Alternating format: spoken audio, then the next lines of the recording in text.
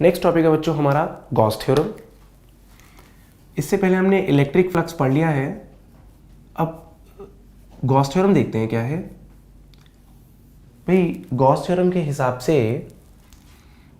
अगर हम इंटीग्रेट करते हैं इलेक्ट्रिक फील्ड इंटेंसिटी को over a close surface, right, surface integral, इसका मतलब होता है इंटीग्रेशन, सरफेस इंटीग्रल इसका मतलब close surface, that is equal to 1/ε0 times charge enclosed inside the surface.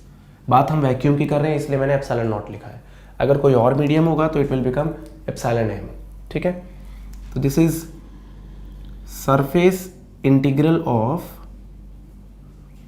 Electric field intensity over a closed surface in vacuum is 1/ε0 times charge enclosed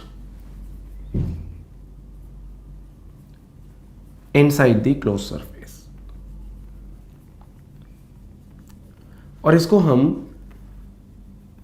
आज electric flux के नाम से भी जानते हैं, इसको हम इलेक्ट्रिक फ्लक्स बोलते हैं, ठीक है। तो हमें कभी भी इलेक्ट्रिक फ्लक्स निकालना है तो हमें क्या करना है, अगर हमें इलेक्ट्रिक फील्ड इंटेंसिटी दे रखी है तो electric field intensity dot ds is small area in vector form, means अगर आपको कोई भी बॉडी दे रखी है, सपोज को एक स्फीयर दे रखा है, उसमें से छोटा सा पोर्शन कट करेंगे elementary area, that will be ds, but since area is mathematically a scalar तो उसे वेक्टर बनाएंगे। कैसे बनाएंगे, उसे एक suitable unit vector which is perpendicular to the area से मल्टीप्लाई करके। तो this is area in vector form, small area ds multiplied by n cap is a unit vector perpendicular to the area. ds vector कैसे बनाएंगे, area के magnitude को N cap से multiply करके।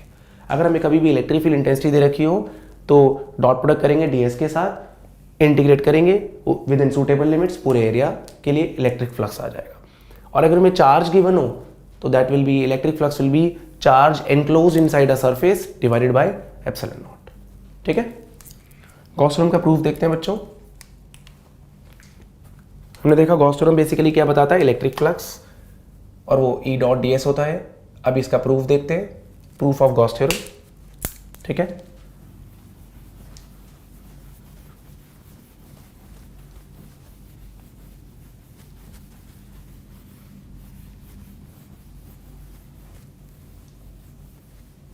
देखो बच्चों प्रूफ ऑफ गॉस थ्योरम क्या है,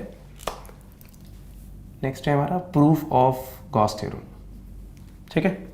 मैंने क्या किया, एक पॉजिटिव चार्ज लिया, चार्ज Q, ठीक है, और मेरे को एक बात पता है और आपको भी पता है कि पॉजिटिव चार्ज से इलेक्ट्रिक फील्ड लाइंस बाहर निकलती है, रेडियली आउटवर्ड्स निकलती है, ठीक है। गॉस थ्योरम कहता है surface integral of electric field intensity over a closed surface 1/ε0 times charge enclosed inside the surface। देखो भैया ऐसा है, मैंने चार्ज Q माना है, अगर मैंने चार्ज Q माना है तो मुझे सबसे पहले क्या करना है, यहाँ पर एक आर्बिट्ररी शेप का, किसी भी शेप का सरफेस बनाना है। अब मैं कोशिश ये करूँगा कि मैं सरफेस ऐसा बनाऊँ जो थोड़ा सिमेट्रिक हो। सिमेट्रिक मतलब इलेक्ट्रिक फील्ड इंटेंसिटी और एन कैप के साथ जो मुझे एंगल निकालना है वो निकालने में थोड़ी आसानी हो। अगर मैं आर्बिट्ररी शेप ले लूँगा तो मुझे जो है एंगल निकालने में दिक्कत आएगी। तो इट इज़ ऑलवेज कन्वीनियंट कि आप ऐसा सरफेस लें जिससे लिए आपके एंगल निकालने में थोड़ी आसानी हो। फॉर एग्जाम्पल मैंने एक स्फेरिकल ले लिया, आपको पता है कि इसकी स्फेरिकल सी सिमेट्री होती है, द सिमेट्री इज स्फेरिकल, ठीक है, spherical symmetry. Electric field lines मुझे दिख ही रही हैं, ऐसे जा रही हैं रेडियली आउटवर्ड्स। मुझे क्या प्रूव करना है, E dot ds is Q enclose by ε0। रेड वाले सरफेस के अंदर जो चार्ज एनक्लोज है दैट इज Q, ठीक है। अब मुझे क्या करना है, छोटा सा एरिया चाहिए, ds चाहिए, इलेक्ट्रिक फील्ड तो है, ds चाहिए। ये मैंने छोटा सा एरिया कट कर लिया ds, बट मुझे वेक्टर फॉर्म में चाहिए, तो I will multiply this magnitude of ds by a suitable unit vector that will be n cap, ठीक है, एरिया इन वेक्टर फॉर्म आ गया। ई डॉट डी एस से शुरुआत करते हैं।